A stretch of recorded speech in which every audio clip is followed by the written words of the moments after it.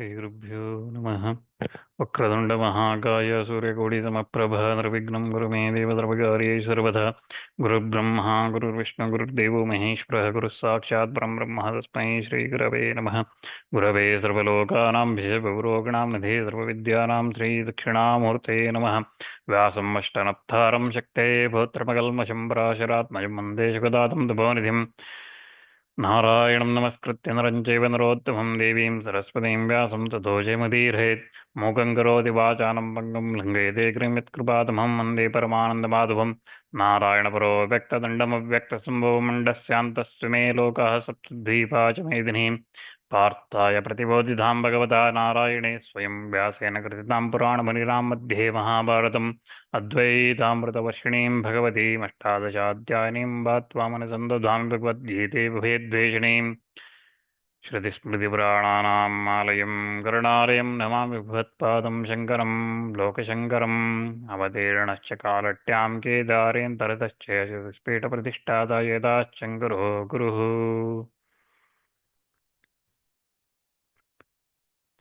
So in the Jnana-Karma-Sanyasa yoga, we were looking at Krishna saying that previously this yoga of Jnana Yoga and Karma Yogas, these yogas, I told this to Vivaswan and Vivaswan told this to Manu, Manu told this to Ikshvaku, like this.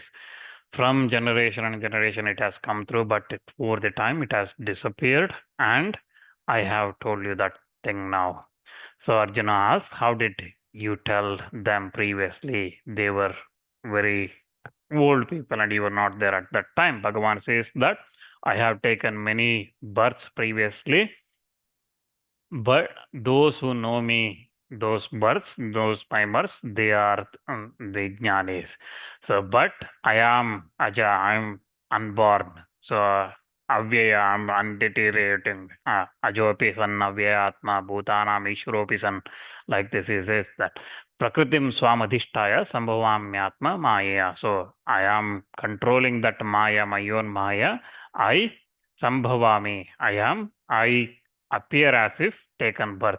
And whenever there is dharma's decrease and to increase abhyudhanam adharmasya.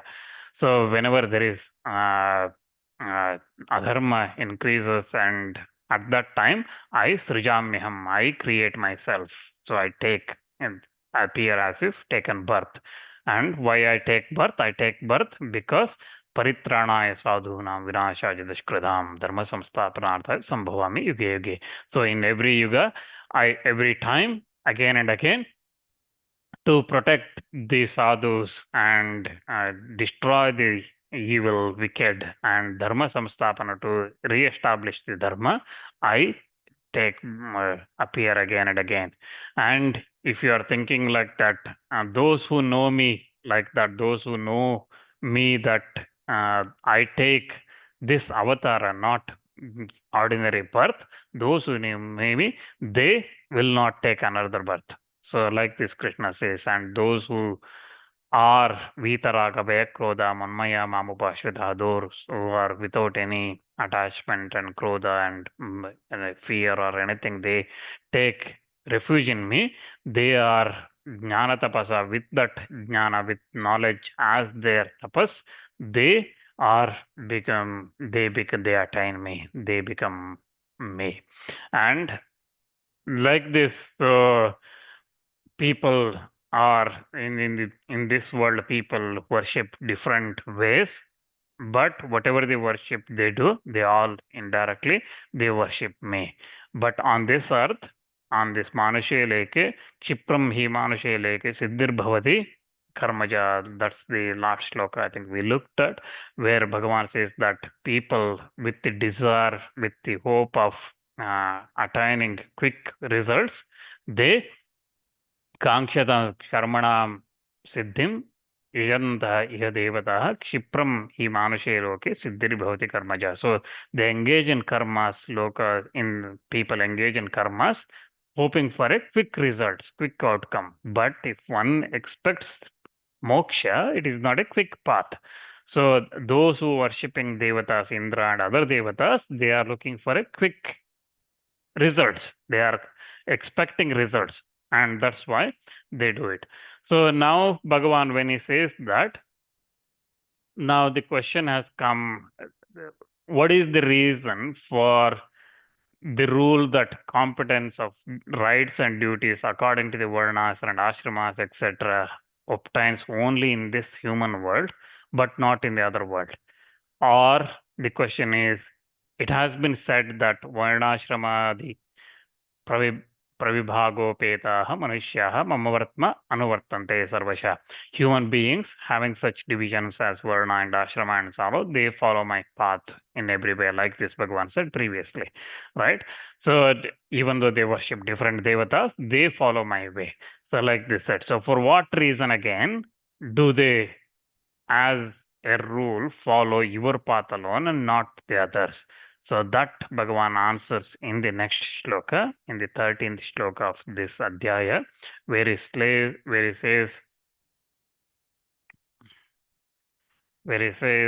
that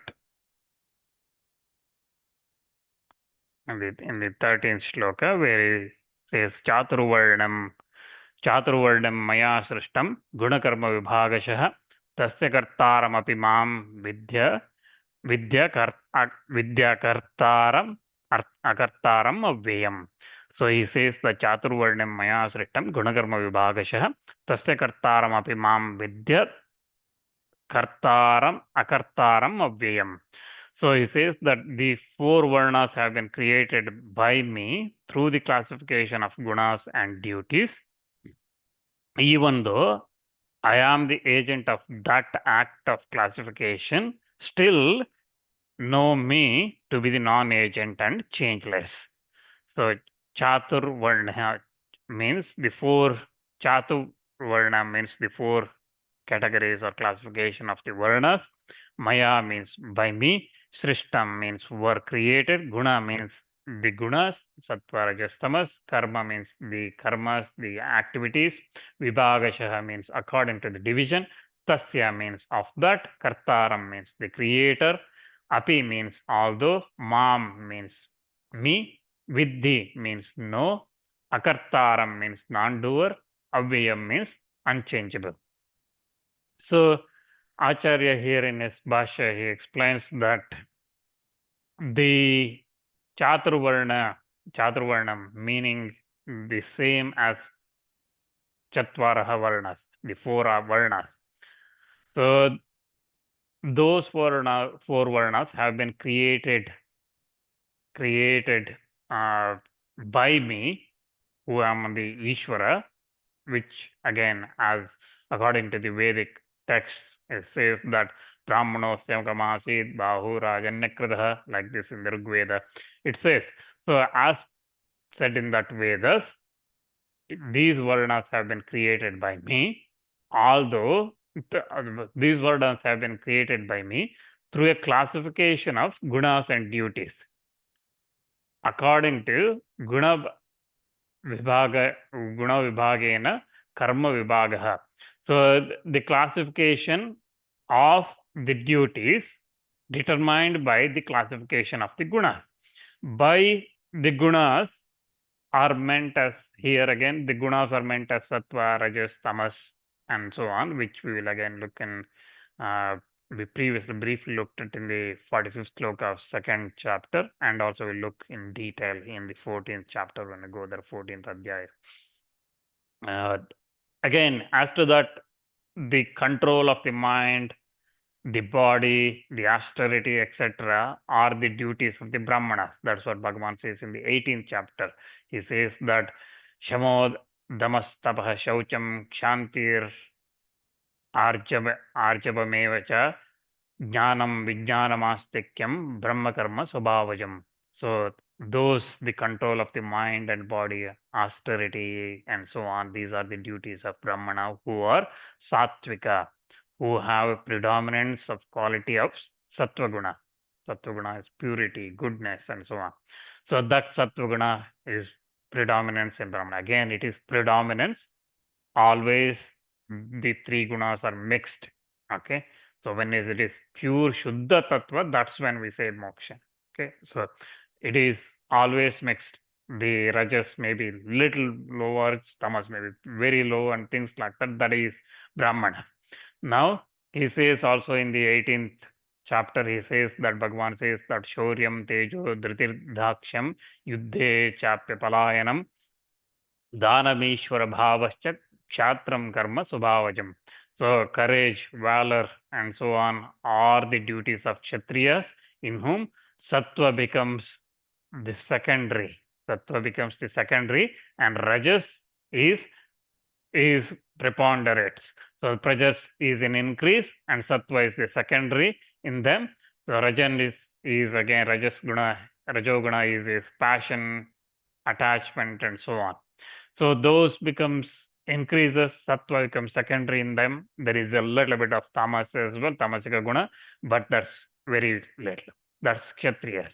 Then Krishi Gauraksha Vaണിജ്യം Vaishyakarma Swabhavajam Paricharyarmakam Karma Shudrasyapi Swabhavajam.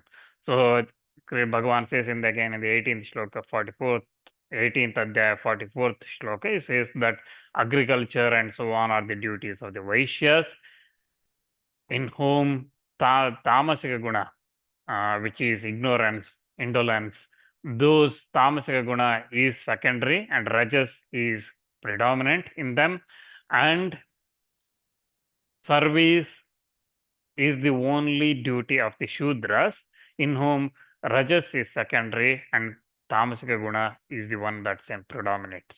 So this is again explained detail in the 14th, 16th, 17th, and 18th adhyaya. When we go there, these gunas, Gunatraya Bhaga Yoga and others, we will look at that in detail. Again, in this way, the four Varnas have been created by me through the classification of the gunas, and the duties are derived from that. So Bhagavan says that, so that is the idea. These four Varnas do not prevail in other worlds. So Chaturvarnam na anyeshu lokeshu atha manushe loketi visheshanam. So only in the manushe loke, in this human world, these are special. In other words, they are not there, and that's why he says in the previous shloka, Bhagavan says, Kshipram hi manushe loke siddhir bhavati karmaja. Hence, this specification that in the human world, this karmas result in quickly they give in results. So that's what Bhagavan hints here. Again, these Chaturvarnas were created in this world because by following that, Manushas can quickly get the results, those who are hankering results.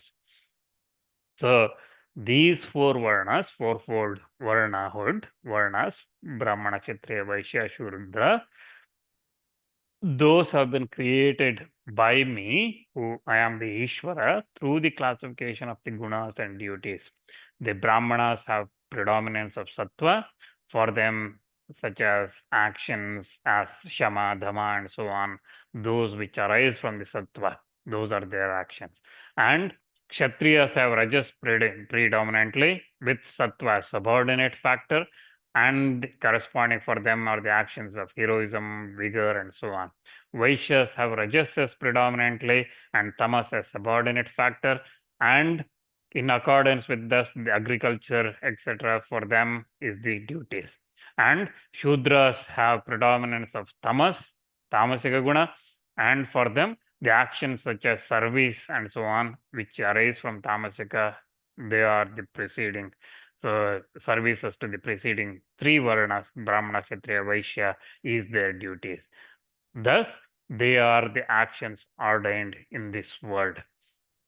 So now the question might come, well, Arjuna might say that, well, in that case, by the virtue of your being his agent, you are being the agent of these actions of creation of these Varnas and so on. If you say that you created these Chaturvarnas, then you become the subject to consequence of these actions. Therefore, you are not Nitya Mukta, you are not eternally free, and you are not Nitya Ishvara, you are not eternal Bhagavan, you are not that, because you are creating something. So if it is you are attached to something, you are creating something, then that means you are not Nitya Mukta, you are not free from everything, because these are your creations.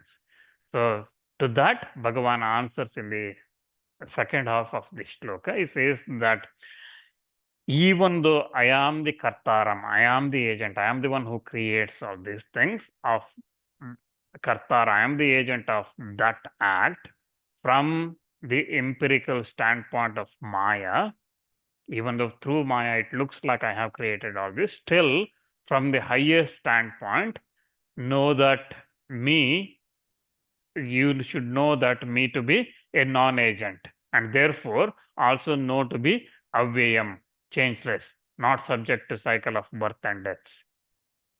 So in that case, then the question Arjuna might object, saying that in that case, then your partiality is undeniable on account of you being the creator of the four Varnas with different characteristics.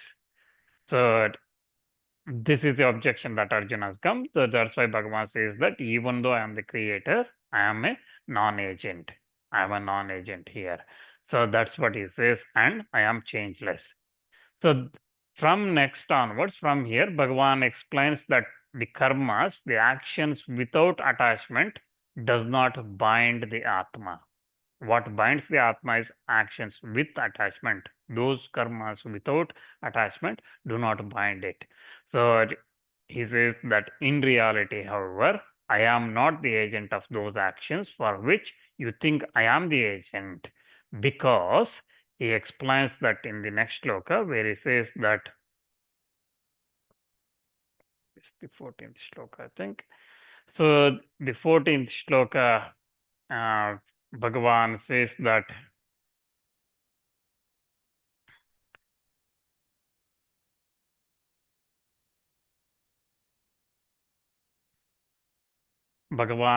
that namam karmani limpanti name karma phale spraha itimam yo bhijananti karma bhe na sa badhyate. So he says that those actions do not taint me, because me, there is no hankering for the results of the actions. One who knows me like that does not become bound by the actions. So this is what Bhagavan says. So he says that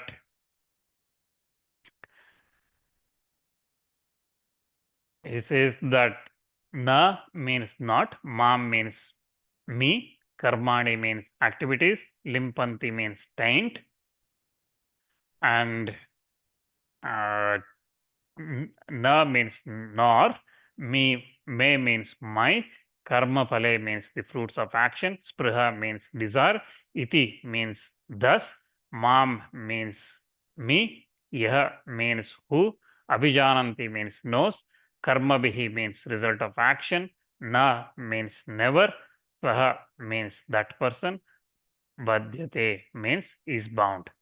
So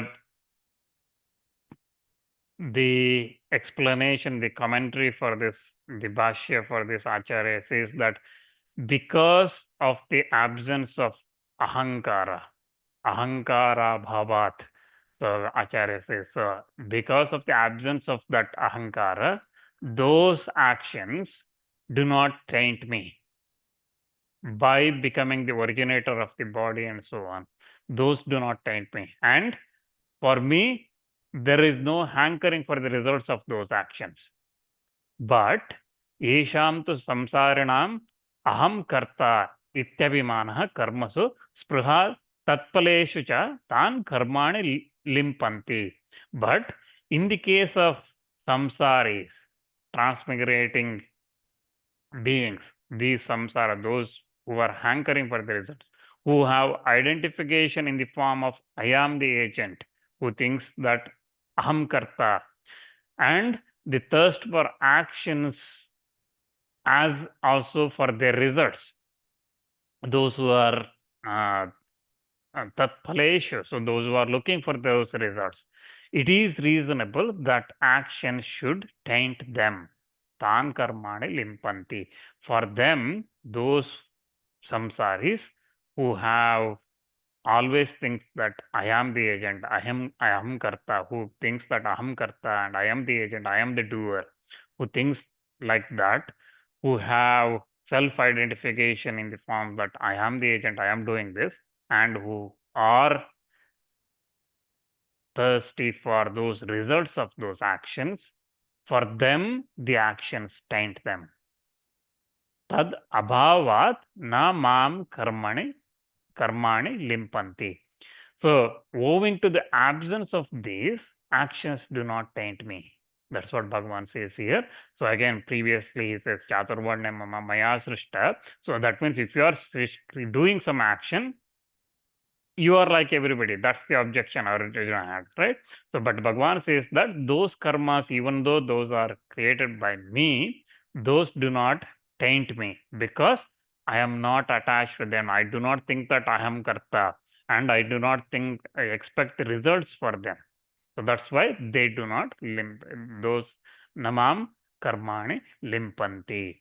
Tad abhavat, because of those absence of that, they do not taint me. Okay, the actions, the creation of the universe and so on, do not, by the way of becoming the causes of the creating the body, taint or bind me. Me means here I am the Ishvara, who, being devoid of that ahankara, egoism, I am free from the idea of agentship.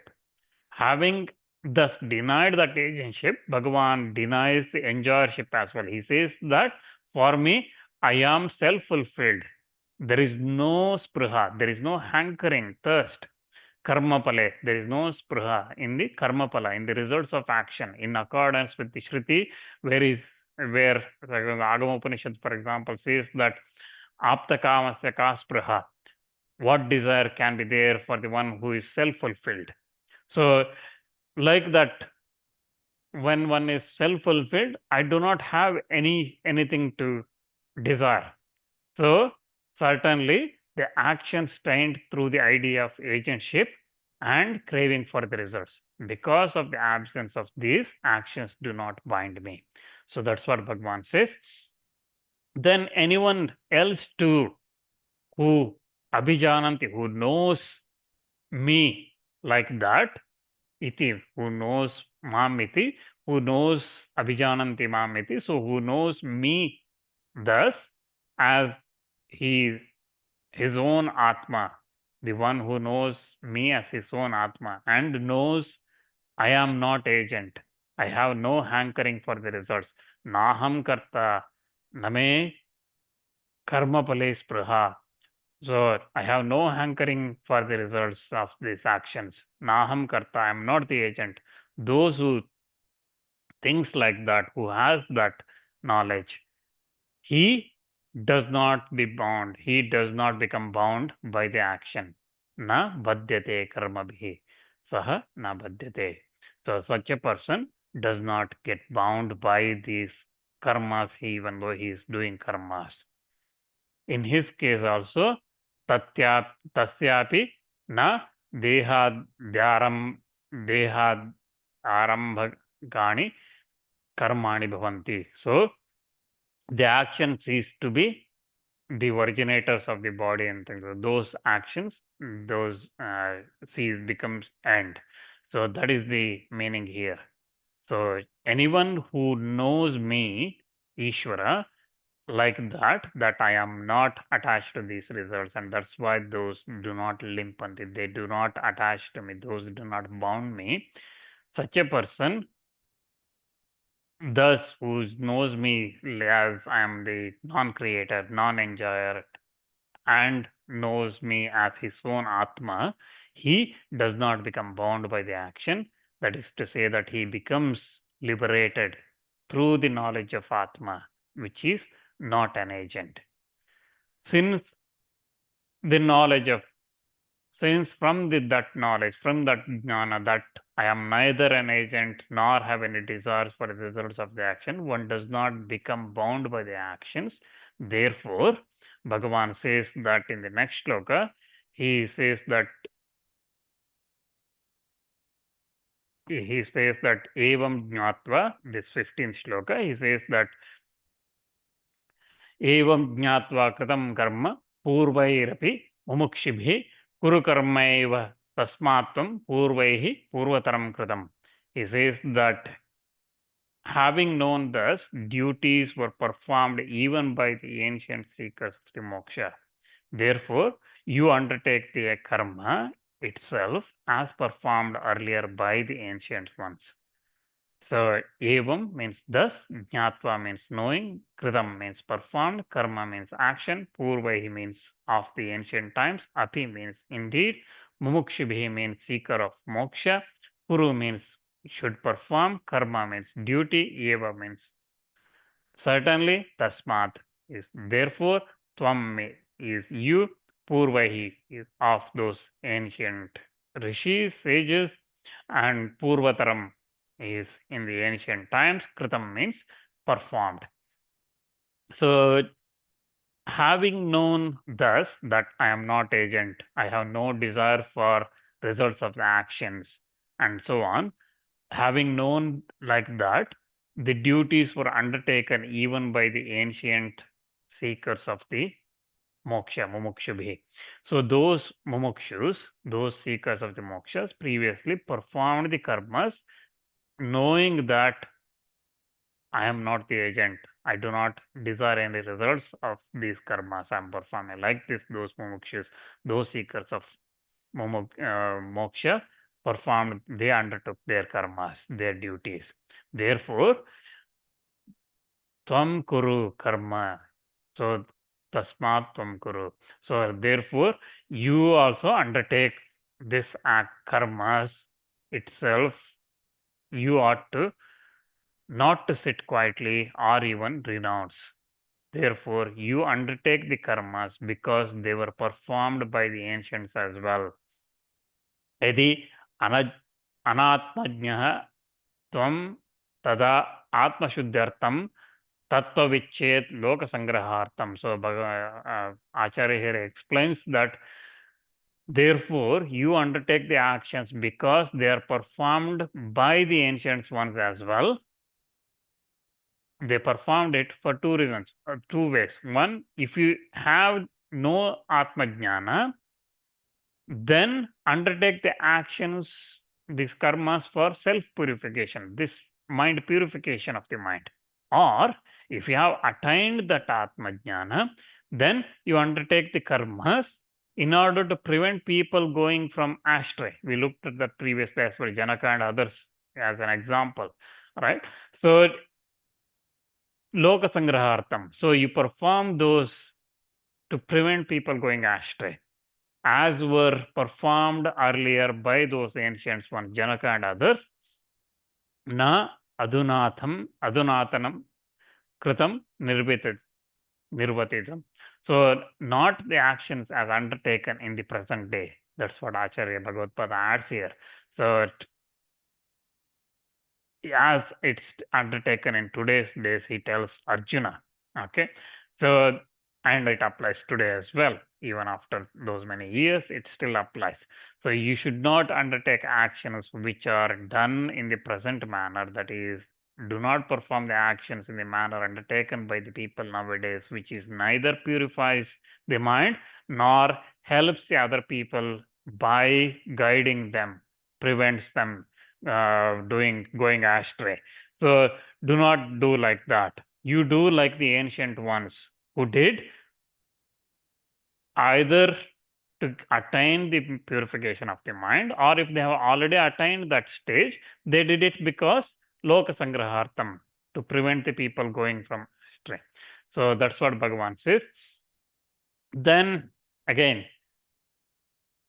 this shloka again he explains that having known that that Atma, which is not an agent, not tainted by the actions, the duties were performed previously in the previous yugas, in the Dwapara Yuga, which Krishna says. So he says in the previous yugas and other previous times it has been performed by the ancient seekers of the moksha, Yayati, Yedu, and various others. It has been performed like that. Therefore, you too resort to that action, that karma itself, but not sitting quietly, nor even the sannyasa. Because purification of the mind, if you are not already enlightened, or for loka sangraha, if you are a knower of that truth. If you are knower of, if you have already attained that jnana, then for loka sangraha do that. As it was performed purvataram, much earlier, even in the previous yugas, purvaihi, by the ancient ones, by the Janaka, Yayati, or whoever else and the others. By this, Bhagavan shows that since the action was performed by the past and the more ancient ones in the present and other yugas, therefore action must be undertaken by you.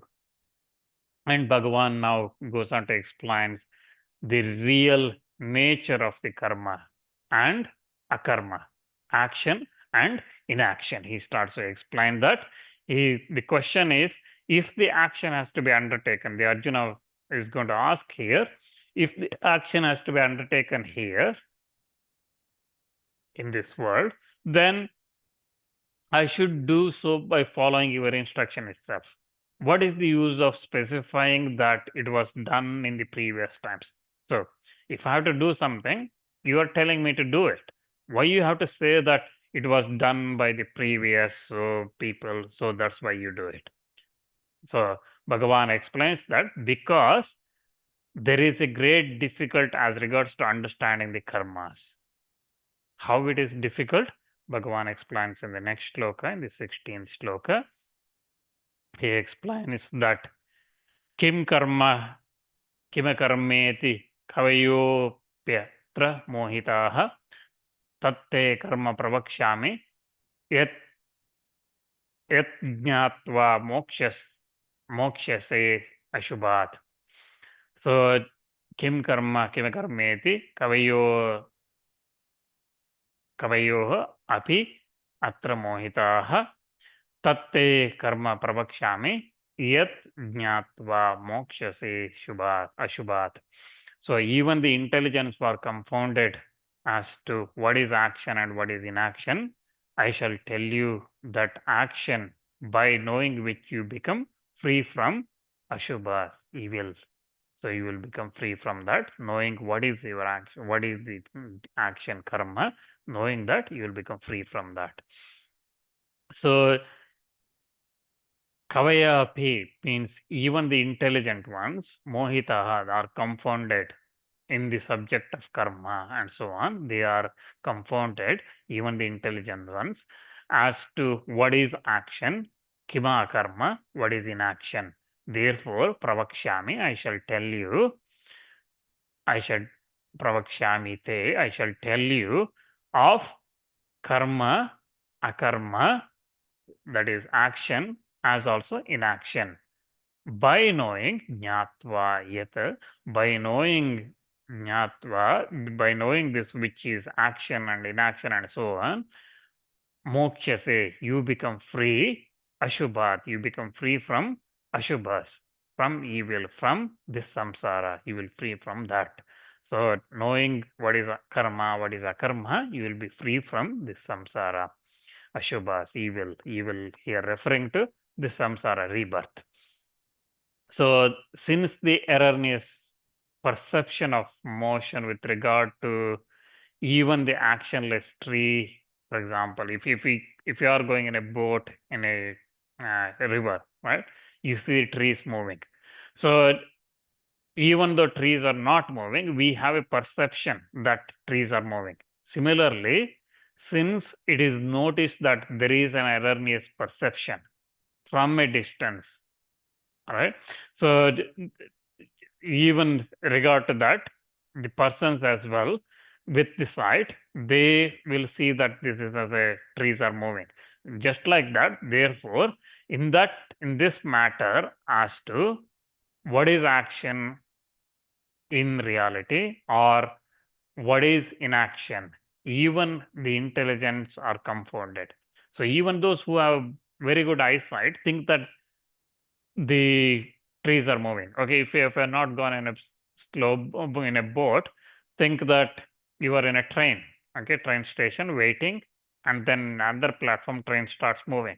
suddenly you think that your train is moving, right?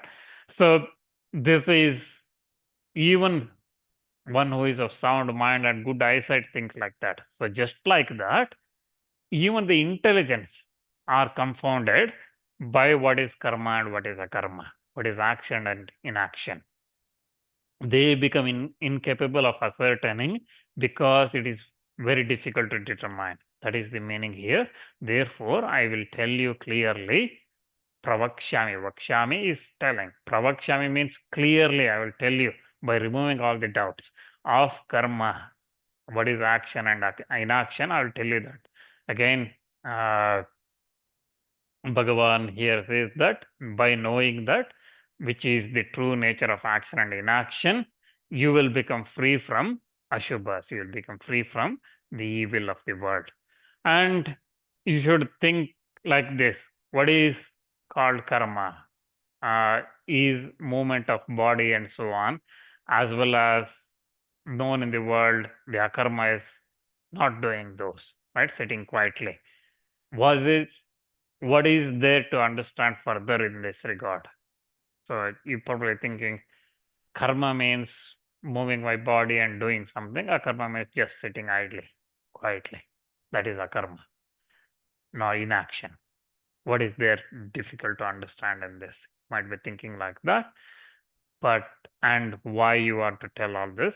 Bhagavan, for that, he answers in the next shloka. He says that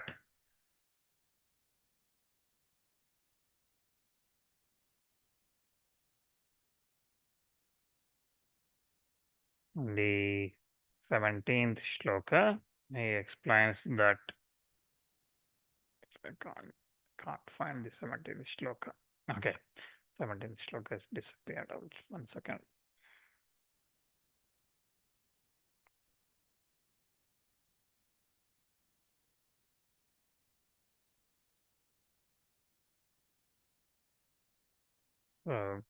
Bhagavan says that karmano happy bodhavyam cha vikarmanah, akarmanascha bodhavyam, gahana karmano gatihi. So he says in this 17th shloka, because there is something to be known even about the karma and something to be known about the prohibited karmas and something has to be known about inaction. Okay, so three things he says that karma, vikarma, and akarma. So karma is about action, vikarma is prohibited action, and then akarma is inaction. So the nature of this action, this karma, is inscrutable. That's what Bhagavan says, and we will look at that in detail next time when we get